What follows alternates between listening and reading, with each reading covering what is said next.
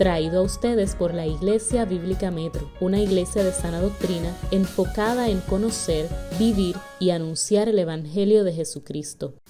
Así que, hermanos, salimos de la serie que hacemos todos los años en octubre de la Reforma Protestante. Hablamos del TULIP, Doctrinas de la Gracia, que no es otra cosa de cómo Dios nos salva, cómo la Biblia enseña que Dios nos salva. Me gustaría de alguna manera quizás resumir qué fue eso que hicimos. Vimos la depravación total, la primera predicación del primer domingo de octubre, que nos hablaba de que el hombre desde nacimiento está depravado y no es otra cosa que inhabilitado espiritualmente, muerto en delitos y pecados. No hay nadie que nace bueno, dice la Escritura. No hay ni siquiera uno que haga el bien y busque a Dios toda su vida. Así que la condición espiritual del hombre no es medio muerto, no es enfermo, no es que necesita apoyo, es que está muerto espiritualmente. Esa es la condición espiritual del hombre. Vimos entonces que porque el hombre está muerto, Dios el Padre, por su soberana voluntad, eligió a aquellos que ha de salvar por las razones que están en Él y no en nosotros. Dios el Padre desde la eternidad pasada no solamente eligió a Cristo como el medio, sino eligió a quienes iba a salvar por medio de Cristo. Luego Andrés nos habló acerca de la expiación limitada, que no es otra cosa que ver el sacrificio de Cristo como la Biblia lo expresa para aquellos que Él vino a salvar. Muchos dicen, Cristo murió por el mundo, pero la Biblia dice, yo me entrego por los míos. Así que el sacrificio de Cristo, es la obra expiatoria de Cristo, es para aquellos a quienes Dios ha elegido, por eso le decimos expiación limitada. Número 4, vimos que aunque hay una elección del Padre, hay una obra del Hijo, Jesús, en la cruz del Calvario, suficiente y poderosa para salvar a los suyos.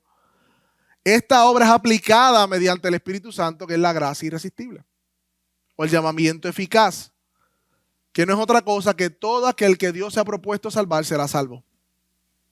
Y el domingo pasado vimos cómo la Trinidad opera en nuestra preservación de la salvación. Dios el Padre, el amor de Dios el Padre, la intercesión del de Cristo como sacerdote y la guianza y del Espíritu Santo en nuestra vida, que obran de una manera que guarda la salvación provista en Cristo hasta el final. Ninguno de sus elegidos se va a perder, hermano. La salvación es del Señor. Y si Dios te puso en este tiempo, en esta iglesia, a escuchar esta serie, quiero que sepas primeramente que es para ti. Para que te regocijes en la salvación. Para que medites, porque si miramos la serie, ¿dónde está nuestro mérito allí? ¿Dónde está mi obrar allí? ¿Dónde está en esa serie que estuvimos hablando algo con lo cual nosotros ganamos esa salvación? Nos dimos cuenta que en ninguna parte. Porque tenemos la tendencia pecaminosa, hermanos, en nuestros corazones, de cuando recibimos algo para nosotros, mirar para el lado y aplicárselo al otro, pero no para nosotros. Tenemos la tendencia pecaminosa de mirar al mundo y decir, ustedes no conocen las doctrinas de la gracia, nosotros sí. Wow, hold your horses, como dicen por ahí. Si tú estuviste y has estado expuesto a estas doctrinas, es porque Dios está hablando a tu vida. Está tratando contigo. Y está derribando el orgullo de tu corazón, porque al final las doctrinas de la gracia lo que hace es ponernos a nosotros en una posición en donde no podemos demandar, ni merecer, ni reclamar a Dios nada, porque todo lo que recibimos por gracia. Y eso opera también en la forma en que operamos como iglesia, no solamente en nuestra relación con Dios. Pablo dice, ¿qué te distingue? O sea, ¿qué te hace a ti diferente a los demás? Tú igual ibas camino al infierno. ¿Qué tienes que no hayas recibido? Y si lo recibiste, dice Pablo en 1 Corintios 4, ¿por qué te glorías? ¿Por qué vives de una manera como si no lo hubieses recibido? Como si tú hubieses trabajado esa salvación, como si tú hubieses merecido esa salvación. ¿Estás entendiendo cómo quiero de alguna manera que aterricemos todas estas doctrinas de la gracia en nuestra vida práctica, hermano. Las doctrinas de la gracia deben llevarnos a un espíritu humilde, hermano. Deben llevarnos a darle gracia a otros, a perdonar a otros. Porque fuimos perdonados por gracia. A ser pacientes unos con otros. Hay unas implicaciones bien grandes en las doctrinas de la gracia en nuestra forma de vida y tendemos a aplicárselas dándole por la cabeza a los demás quienes no la conocen. No, es para ti que estás aquí. Es para ti. Y yo no sé si esta pregunta resuena en su corazón, pero debería resonar. ¿Acaso el conocer cómo Dios te ha salvado no entonces debe producir un asombro reverente por su gracia que lleve a nuestros corazones a rendirse a su voluntad? ¿De qué nos vale conocer las doctrinas de la gracia y decir que somos reformados si no tenemos un corazón, no hemos dispuesto, rendido a ese Dios que nos salvó? No estamos entendiendo realmente. Y la verdad es, hermano, que la gracia de Dios no nos lleva a una vida de libertinaje ni de pecado, sino que la gracia, la verdadera gracia de Dios, que no es una gracia barata, sino que costó la vida de su Hijo, produce una vida que busca conformarse cada vez más a la ley de Dios. Y poco a poco vamos a aterrizar en la serie de los 10 mandamientos. Estamos haciendo esa transición. Decía Reini, siempre me tocan las predicaciones de transición. Y es aquí, hermanos, donde vemos las implicaciones prácticas de estas doctrinas. Hoy nos movemos nuevamente a la serie de los 10 mandamientos que comenzamos en verano, que hicimos una pausa en octubre, pero tenemos que hacerlo partiendo desde el punto donde Dios nos ha hablado todo este mes, que es que hemos recibido la salvación por gracia, y esa gracia es la misma que nos lleva a vivir en conformidad a los mandamientos. Y quiero que me acompañen a Tito 2. Tito capítulo 2, versículo 11 al 14, para que lo vean allí conmigo. En la página en la Biblia congregacional, la negra que está por ahí, en la página 1230. 1230.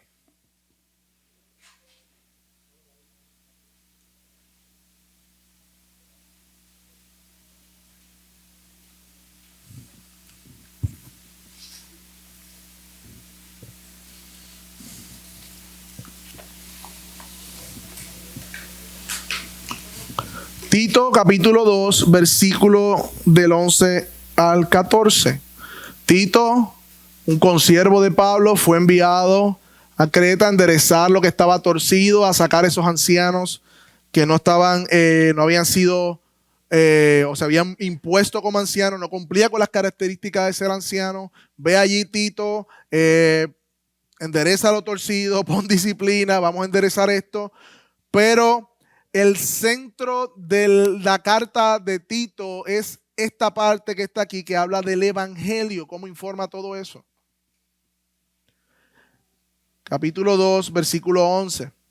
Dice de la siguiente manera: porque la gracia de Dios se ha manifestado trayendo salvación a todos los hombres, enseñándonos. Esa es la palabra que vamos a detenernos un momento. Enseñándonos ¿qué nos enseña la gracia? Que negando la impiedad y los deseos mundanos, vivamos en este mundo sobria, justa y piadosamente, aguardando la esperanza bienaventurada y la manifestación de la gloria de nuestro gran Dios y Salvador Cristo Jesús.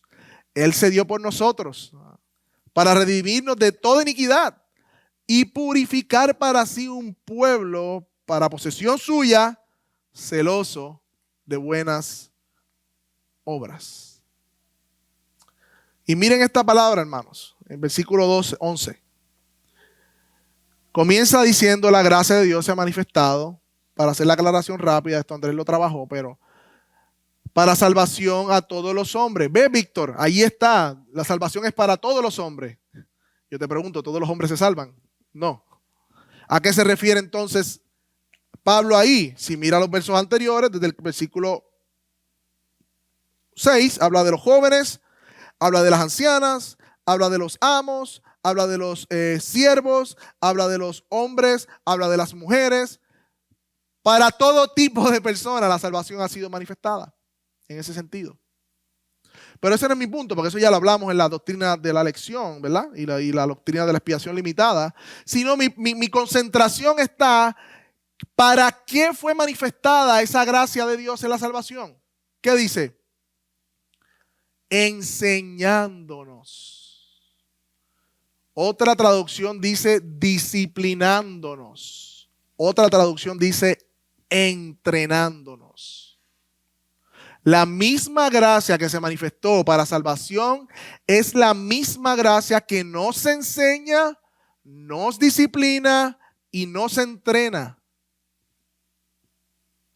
Y esto infiere un proceso de crecimiento, porque nosotros necesitamos maestros porque no lo sabemos todo de una. Vamos aprendiendo, un proceso gradual, pero hay un proceso de crecimiento. Así como no entrenamos en un gimnasio y al otro día tenemos el cuerpo, ¿verdad? Esbelto con todos sus músculos, sino que tarda tiempo, todos los días, una rutina, una disciplina te lleva a eso. De la misma manera, la gracia de Dios se encarga de enseñarnos, de discipularnos, de entrenarnos.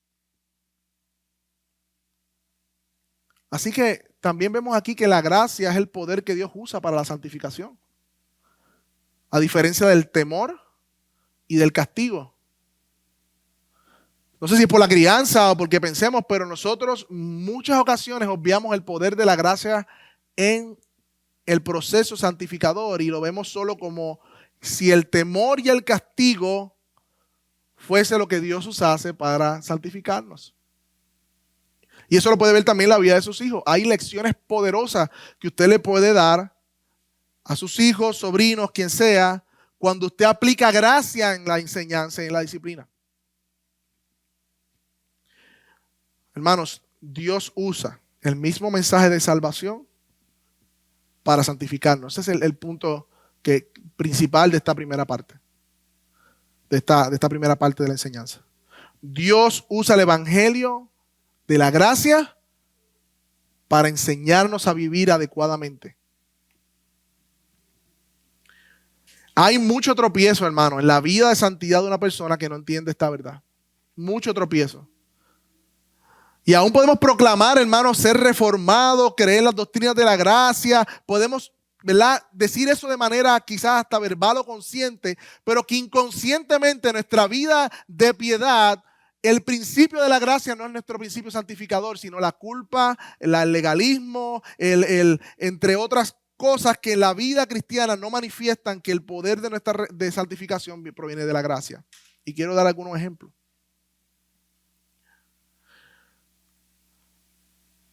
Muchos de nosotros creemos, y lo hablamos una vez hablando de la santificación, que hacernos penitencia con la culpa que sentimos cuando pecado es lo que nos va a ayudar a crecer en santidad.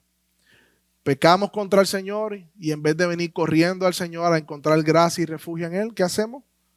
Nos alejamos y queremos pagar el pecado con nuestra culpa y sentido de culpa, cuando Dios ha provisto perdón en Cristo Jesús.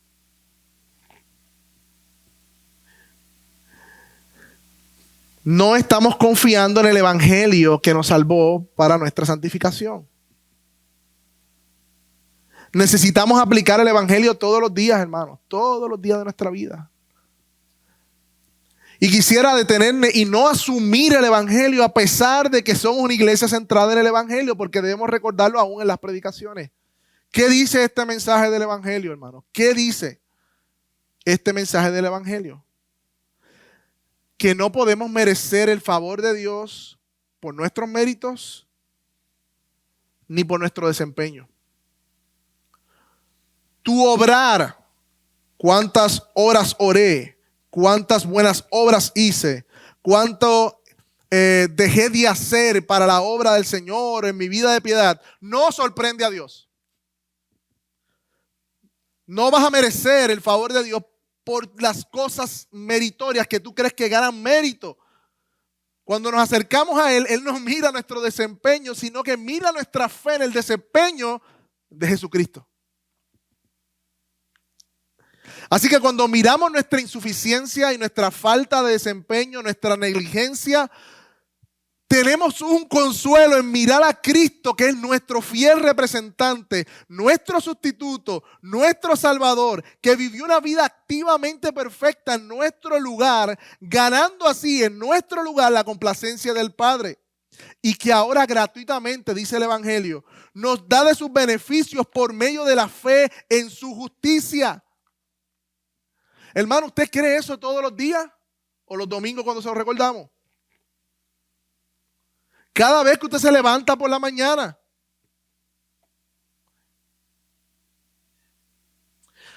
El mensaje del Evangelio dice que Cristo pagó el precio de cada uno de mis pecados presentes, pasados y futuros en la cruz. Él anuló el acta de los decretos, dice Colosenses. Así que cuando pecamos, ya di el ejemplo ahorita, no tenemos que pagar nuestro pecado con nuestras buenas obras. Queremos de alguna manera recompensar el daño. Porque dice la Escritura, para los que están en Cristo, no hay condenación. Eso para que brincara y dijera, gloria a Dios. Fue anulada el acta de los decretos. El mensaje del Evangelio de la gracia dice que ya yo estoy en Cristo y que nada podrá separarme del amor de Dios. Nada. Así que nuestra unión con Él no depende de lo que sentimos, hermano. No depende de un sentimiento de, wow, hoy oré o leí las Escrituras y sentí que no pasó ni del techo mi oración.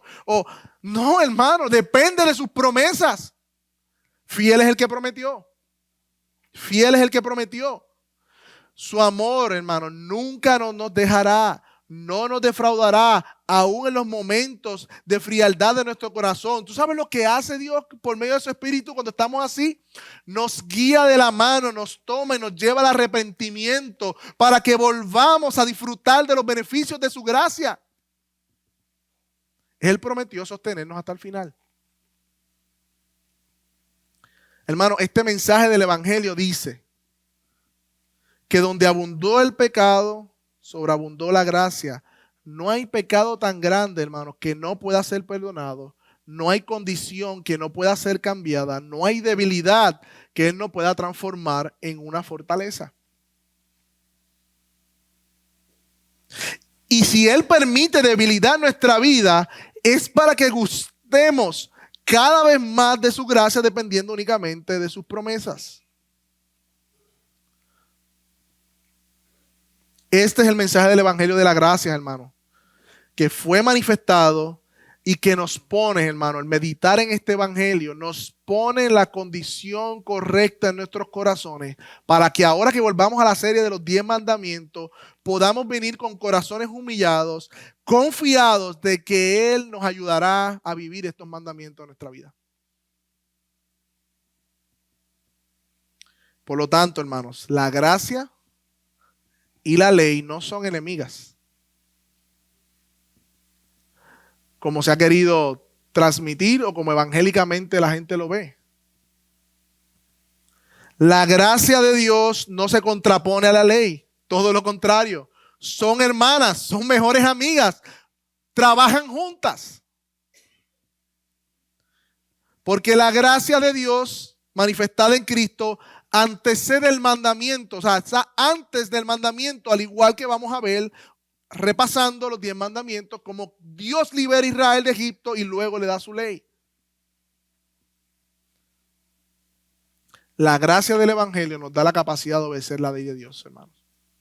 Tenemos que desconectar de nuestra mente todo prejuicio en contra de la ley de Dios o contraponerla con la gracia de Dios.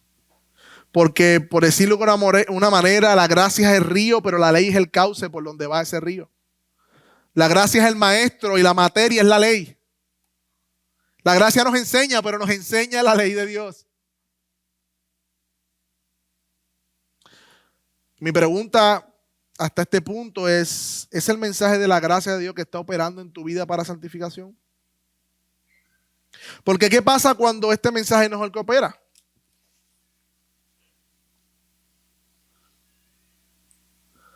Nos desviamos al legalismo o al antinomianismo.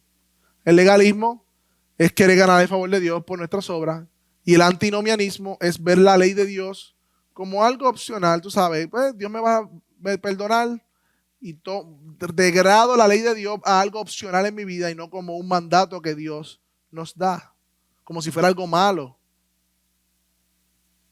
Vemos la gracia cuando no estamos dependiendo del evangelio como una excusa para pecar, como un tipo de licencia.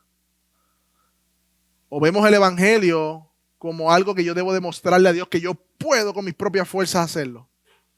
No, hermano, ninguno de los dos es la salida del creyente. La gracia de Dios nos enseña. ¿Pero qué nos enseña? Dice el pasaje que está ahí. Lo tienen conmigo. Versículo 11. Nos enseña a renunciar, que no es otra cosa, negar, repudiar los deseos y la impiedad. Y también nos lleva a vivir, subsistir, residir, gastar nuestra vida de una manera sobria, dominio propio, justa, rectitud y piadosamente, coram Deo, delante de la presencia de Dios. Y esto mismo que vemos en Tito es lo que vemos en el Antiguo Testamento cuando nos acercamos nuevamente a la serie de los 10 mandamientos. Porque son ellos los que Dios usa para vivir de manera que la gracia nos enseña. Por lo tanto, hermanos, quiero que vayan buscando sus Biblias y vayan a Éxodo.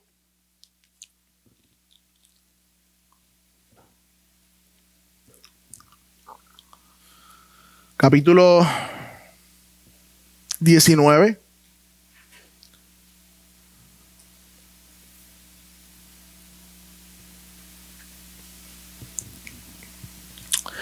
Que es la antesala a los 10 mandamientos en el capítulo 20.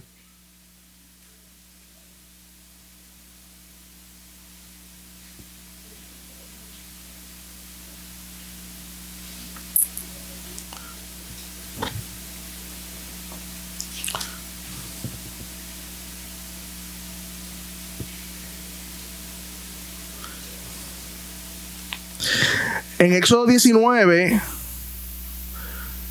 versículo 4 al 6, si lo tienen conmigo, en la página de la Biblia Negra es la página 75. A ver si es verdad. Sí. Página 75, del 4 al 6. Vemos que Dios hace un pacto y le escoge como su especial tesoro, como su pueblo, como un sacerdote para las demás naciones, y donde en ese pacto Dios sería el Dios de ellos. ¿Lo ven ahí conmigo?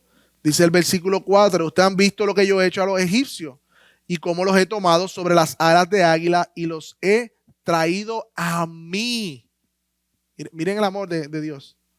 Ahora pues, si en verdad escuchan mi voz y guardan mi pacto, será mi especial tesoro entre todos los pueblos, porque mía es la tierra, Ustedes serán para mí un reino de sacerdotes y una nación santa. Estas son las palabras que le dirá a los israelitas.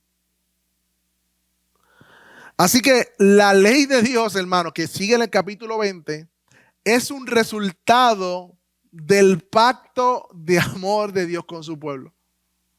Miren esto, lo que quiero que unan la gracia y la ley en una misma idea. No pueden ser cosas separadas. La ley es el regalo que Dios le da a los hijos del pacto. La ley es una proclamación, el capítulo 20, que vamos a entrar a algunos de ellos que ya hemos dado para repasarlo, paternal de Dios para su pueblo. Él quiere que sus hijos y el pueblo del pacto viva en justicia y libertad.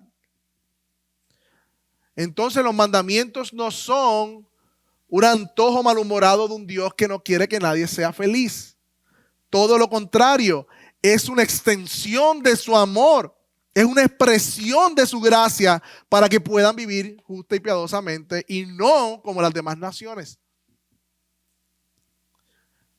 Y de esta manera, cumpliendo la ley, el pueblo de Israel representaría al Dios santo que se revela en las Escrituras. Pero el problema, hermano, es que Israel en el Antiguo Testamento como nación quebrantó el pacto. No guardó los mandamientos que Dios le dio como padre amante. Y como padre lo disciplina a Israel. Por ejemplo, vemos que cuando faltan el primer y el segundo mandamiento, llevó al pueblo a cometer horrendos pecados, incluyendo prostitución, inmoralidad sexual y hasta sacrificar sus propios hijos a Baal. Cuando no guardaban el día de reposo, que tenía unas implicaciones aún en la gracia que se le daba a otros de reposar aún la tierra, llevó al pueblo a la codicia. Y en Amós se narra cómo los comerciantes querían que se acabara el día de reposo, deseosos para comenzar a vender nuevamente, a hacer negocios con balanzas injustas. Israel fue castigado muchas veces por tomar el nombre de Dios en vano, representarlo falsamente ante otras naciones. No guardar el quinto mandamiento, que no es otra cosa que honrará, ¿verdad? Los hijos honran a los padres, pero que también implica que los padres debían pasar a sus hijos el conocimiento del Señor. Vemos la debacle nacional que hubo en Israel en el libro de los jueces. Miren lo que dice, que cuando murió Josué y toda esa generación sepultaron la heredad, y dice, toda aquella generación fue reunida con sus padres y se levantó después de ellos una generación que no conocía al Señor, ni la obra que había hecho por Israel. Hay un aspecto del quinto mandamiento que dejaron de hacer los israelitas que llevó a la próxima generación a no conocer las obras del Señor y por lo tanto ver cómo termina una nación casi destrozada en una guerra civil entre ellos. Por lo tanto, la ley es una expresión del amor de Dios para su pueblo. Y lo vemos en todas las Escrituras. Y debe serlo para nosotros también. Y nosotros comenzamos esta serie en verano porque nos dimos cuenta de que hay un mal precepto, concepto o prejuicio de la ley de Dios. Y para entrar a ella, hermanos, tenemos que repasar de algún modo en qué contexto Dios le dio la ley a su pueblo. Recuerden que Israel estaba esclavizado por Egipto. Se levantó un faraón que no conocía a la familia de José ni nada y comenzó a esclavizar. Había arduas tareas, doblegaron las tareas y no solo eso, sino que había un mal gobierno que aún mandaba matar los hijos varones. Y vemos aquí en este sentido la inhabilidad de un pueblo ser librado, de ser redimido. La depravación total. Recuerden que en un sentido la escritura del Antiguo Testamento es un tipo de lo que Cristo iba a hacer. La liberación del pueblo de Israel en Egipto es un tipo de lo que Cristo haría en la cruz del Calvario. Y estaba el pueblo gimiendo, siendo esclavizado, forzado a tareas forzosas. Y Dios elige a un hombre llamado Moisés como el libertador. Un tipo de Cristo. Hay una providencia en su nacimiento, fue tirado a las aguas, criado por una mujer hebrea que era su propia madre, pero en el palacio, tenía los dos mundos, por decirlo de una manera. Y cuando huye al desierto, Dios lo llama. Bueno, voy a entrar en todos los detalles. Y lo llama porque se acordó, dice la Escritura. No es que Dios se lo olvida, simplemente enfatizando lo que Dios está diciendo a Moisés, del pacto que hizo con Abraham. Y ese fue el motor o la razón por la cual Dios liberta a su pueblo. Hay un pacto que yo tengo con ese pueblo, con esa nación que se la hizo a Abraham. Envía a Moisés, hay una liberación gloriosa, hay unos grandes prodigios. La muerte no toca a la familia, la última plaga que tenían la sangre, ¿recuerdan? Pero luego de eso vemos que el pueblo responde de manera ingrata. Se queja de la persecución de Egipto, se queja del agua, se queja de la comida. Y aún así Dios en Éxodo 19 hace un pacto con Israel. Qué hermoso, ¿verdad? Cómo Dios, tendemos a tener una mentalidad errada de ver un Dios malo y vengativo, y en el Nuevo Testamento pues es un Dios de gracia y de amor. No, es el mismo Dios de gracia que vemos ahí. Es el mismo Dios de gracia y hace un pacto con ellos. Y vamos a entrar en trance ahora a los 10 mandamientos, a hacer un breve repaso de ellos y algunas aplicaciones, porque vamos a continuar con esta misma serie de los próximos domingos en adelante. Le da la ley a sus hijos como un resultado del pacto y del amor. Y vamos a Éxodo 20, donde comienza entonces a narrar esos 10 mandamientos. Dice la palabra en el versículo 1. Entonces Dios habló estas palabras diciendo: yo soy el Señor tu Dios, que te saqué de la tierra de Egipto, de la casa de servidumbre.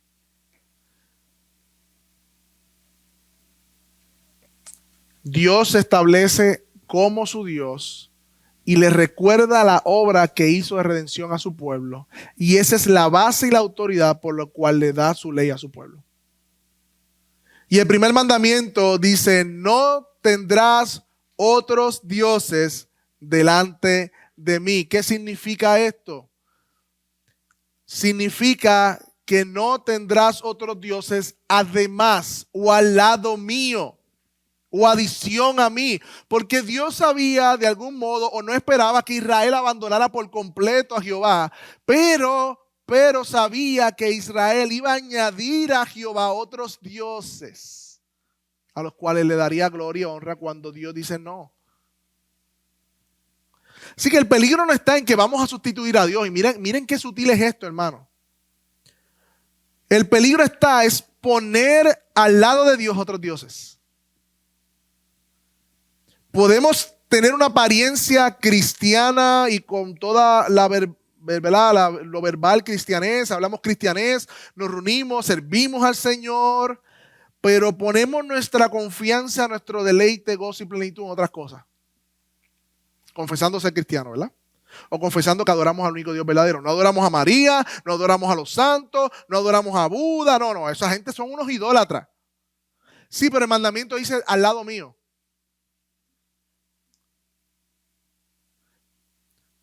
No es solamente prioridad de Dios, sino es exclusividad de Dios. Este mandamiento nos llama. Yo te quiero preguntar, ¿está tu vida marcada y moldeada por Dios? ¿O hay otras cosas que te definen, te dan sentido y propósito en la vida? Eso es una buena pregunta para hacernos. Porque eso va a determinar si realmente tenemos exclusividad de Dios en nuestro corazón. Otra pregunta que debemos hacernos: ¿dónde está nuestra seguridad y confianza? ¿Dónde está tu tesoro? Como dijo Jesús, porque donde esté tu tesoro, allí estará tu corazón. Hay algo más, además de Dios y su palabra y todo lo que eso implica, que te da sentido de propósito. Que tú sientes que si pierdes eso, no eres nadie. Hay cosas que tú deseas más que Dios. Aún la salud. No tendrás otros dioses a mi lado. No pondrás tu confianza en otra cosa que no sea exclusivamente yo. El Señor sabía que a su pueblo le convenía esto. Y lo hace por su propia gloria también, o primordialmente. Así que el primer mandamiento nos habla del lugar de Dios en nuestra vida. El segundo mandamiento nos habla de lo que pensamos acerca de Dios. Y mira lo que dice, versículo 4. No te harás ningún ídolo, ni semejanza alguna de lo que está arriba en el cielo, ni abajo en la tierra, ni en las aguas debajo de la tierra. No los adorarás, ni los servirás, porque yo soy el Señor, tu Dios. Soy Dios celoso, que castigo la iniquidad de los padres sobre los hijos hasta la tercera y cuarta generación de los que me aborrecen. Y muestro misericordia a millares, a los que me aman y guardan mis mandamientos. el segundo mandamiento, hermanos, condena especialmente y específicamente es hacer una imagen que represente a Dios. De manera literal, como un objeto de adoración.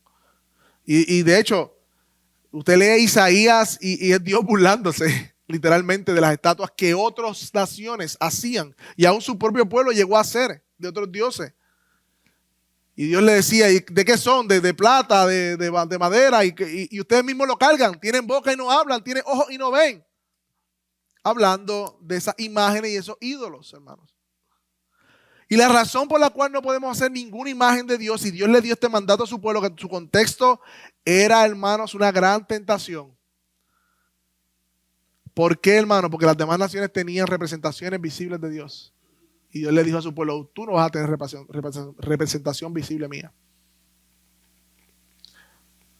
La razón es porque ninguna imagen representará verdaderamente quién es Dios, sino que necesariamente reducirá a Dios a otra cosa que no es Dios.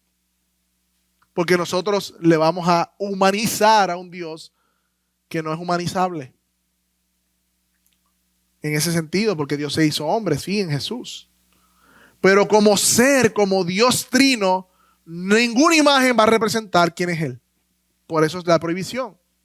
Hermanos, pero el ídolo puede ser físico, como criticamos quizás o señalamos de personas que se postran ante una foto de Jesús o lo que sea.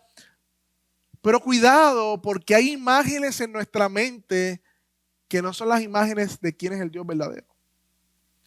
J. Packer decía que tener una idea errada de Dios es pecar de idolatría porque estamos adorando, pensando en un Dios que no es como realmente Él es.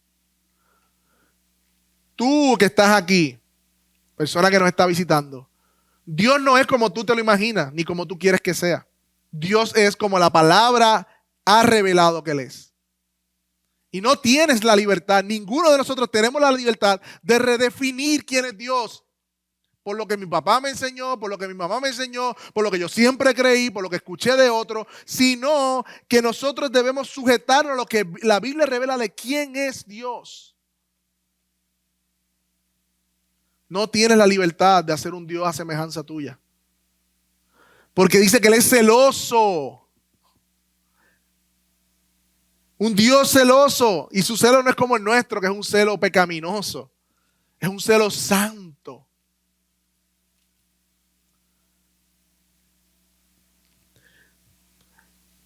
Él no dejará transferir la gloria de Él a otro que no sea Él mismo. Hermano, y mira lo que dice el versículo, uno de los puntos, dice, la maldad, vamos a leerlo para tenerlo como es, dice, soy Dios celoso que castigo la iniquidad. ¿Qué iniquidad? De hacer de Dios lo que no es, una imagen, sobre los padres, de los padres sobre los hijos hasta la tercera y cuarta generación, pero ¿de quiénes? De los que me aborrecen, pero que muestra misericordia a millares de los que aman y guardan mis mandamientos, hermanos. ¿Y cuántas veces vimos que Israel pecó contra Dios en este aspecto? Adoraba a otro ídolo, hacía de Dios otros ídolos. Y cómo las naciones, la generación siguiente, no era castigada por el pecado de los padres, que también seguían el ejemplo de sus padres y eran castigados por ese ejemplo de los padres. Y vemos las consecuencias de tener una imagen errada de Dios en las generaciones futuras. Que hoy día, hermanos, estamos experimentando eso. Porque años atrás, generaciones atrás, especialmente cuando empezó el liberalismo teológico a principios del 1900, comenzamos a tener una imagen errada como sociedad de Dios. Al punto que hoy hay personas defendiendo bíblicamente la homosexualidad, el transgenerismo. Todo eso se ve. Porque han hecho de Dios el Dios de su imaginación, como ellos quieren verlo. Y tú no me puedes juzgar porque no podemos juzgar a nadie, ¿verdad? Sí, pero la palabra juzga. Y la palabra de Dios es autoridad. Tercer mandamiento. Vemos lo que decimos de Dios, versículo 7, si no me equivoco. No tomarás el nombre del Señor tu Dios en vano, porque el Señor no tendrá por inocente al que tome su nombre en vano. Y hermanos, quisiera obviamente en cada mandamiento quedarme un tiempo más, pero no es la razón de hoy. Hoy simplemente vamos a hacer un repaso. Todas estas predicaciones están en YouTube y pueden buscarlas. Y si aquellos que se han perdido la serie, ponerse al día porque continuamos con el quinto mandamiento, la segunda parte, el próximo domingo. Hermanos, vimos en esa parte, cuando Andrés predicó de esto, que Dios se reveló por sus nombres, Jehová, Elohim, y las mujeres están estudiando un libro acerca de los nombres de Dios, Adonai, Shalom, entre otros. Y cada uno de estos nombres son un reflejo, una revelación de su carácter. Vimos también en ese tiempo que tomar el nombre del Señor en vano no es otra cosa que asociar su nombre a algo vacío y sin valor. Y a veces son muy triviales en ese aspecto. Es no representar el nombre del Dios conforme a su carácter. Es traer vergüenza a la causa de Dios y a Dios por nuestras vidas. En un sentido, hermanos, el Señor ha puesto su nombre sobre su iglesia. Y cuando la iglesia verdadera de Cristo no vive a la luz de las Escrituras, estamos haciendo una mala representación del nombre de Dios. Y eso es tomar el nombre de Dios en vano. Hablaba esta mañana con los de premembresía, que salió una noticia de un pastor de jóvenes en Guayama, líder de la iglesia, que estaba cometiendo actos sexuales con una menor. Eso trae, aunque podemos decir y afirmar nosotros, sí, es que realmente no es una verdadera iglesia, son falsos, sí está bien, pero traen vergüenza a la iglesia y al evangelio. Eso es tomar el nombre del Señor en vano. Y dice que no tendrá por inocente al que tome del Señor por el nombre del Señor en vano. Estás asociando el nombre de Dios a una vergüenza pública. De hecho, una de las peticiones de Jesús que nos enseña a orar es decir, santificado sea tu nombre.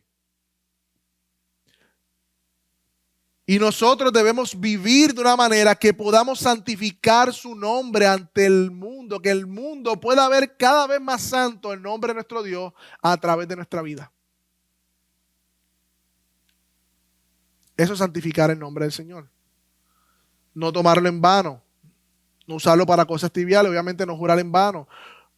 Mira qué horrible forma de tomar el nombre del Señor, hermano, en vano. Así te dice el Señor. Wow. Eso es tomar el nombre del Señor en vano. Usar el nombre de Dios para darle autoridad a una palabra humana y manipular para decir que es de Dios. Mucho cuidado, hermanos. Porque el nombre del Señor es santo. El cuarto mandamiento. ¿Cuánto aprendimos del cuarto mandamiento? Tuvimos 4 domingos hablando del cuarto mandamiento. Y el cuarto mandamiento habla de cómo honramos a ese Dios. Y dice el versículo 8, acuérdate del día de reposo para santificarlo. En 6 días trabajarás y harás toda tu obra, pero en el 7º día de reposo es para tu Señor. No harás en él trabajo alguno, ni tu hija, ni tu siervo, ni tu sierva, ni tu ganado, ni el extranjero que está contigo. Porque en 6 días el Señor hizo los cielos y la tierra, el mar y todo lo que hay en ellos, y reposó al 7º día. Por lo tanto, el Señor bendijo el día de reposo y lo santificó.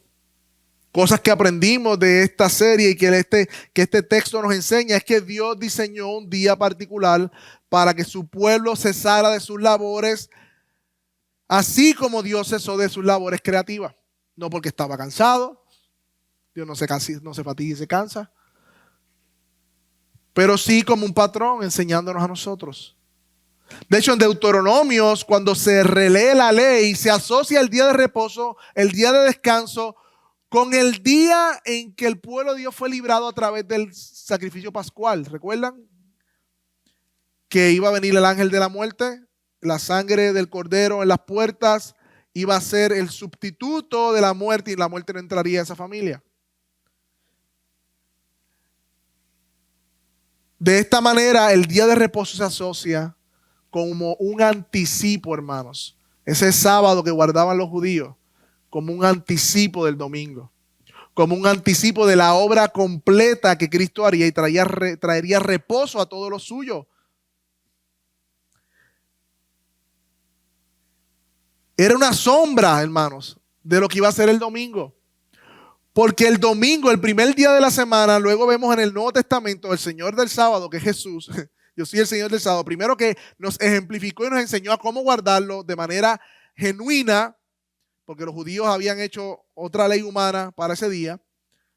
Y segundo, que al resucitar en ese primer día de la semana, significó para todos nosotros que la obra de expiación había sido aceptada por el Padre y que la redención era segura.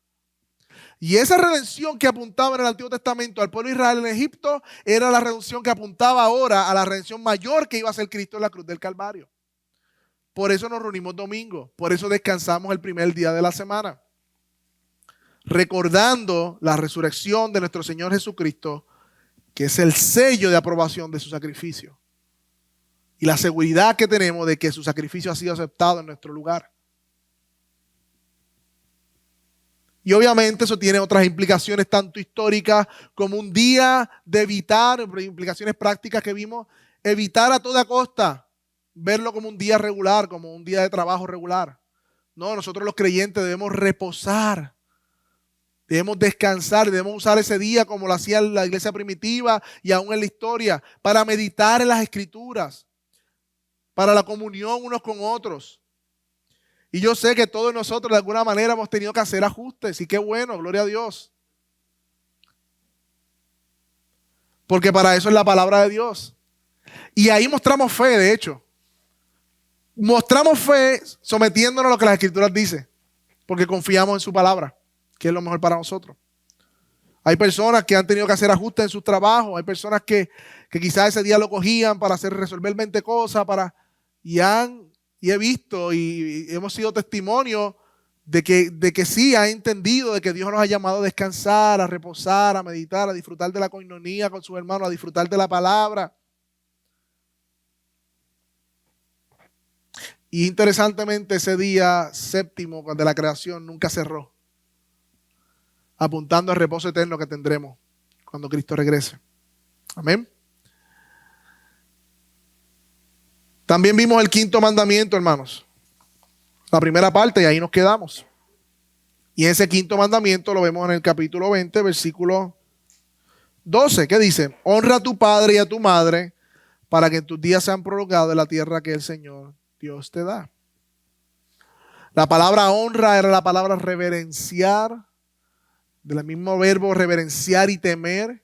Y habla a los hijos, no solamente hijos de la casa, sino hijos adultos, a tener un respeto reverente por sus padres.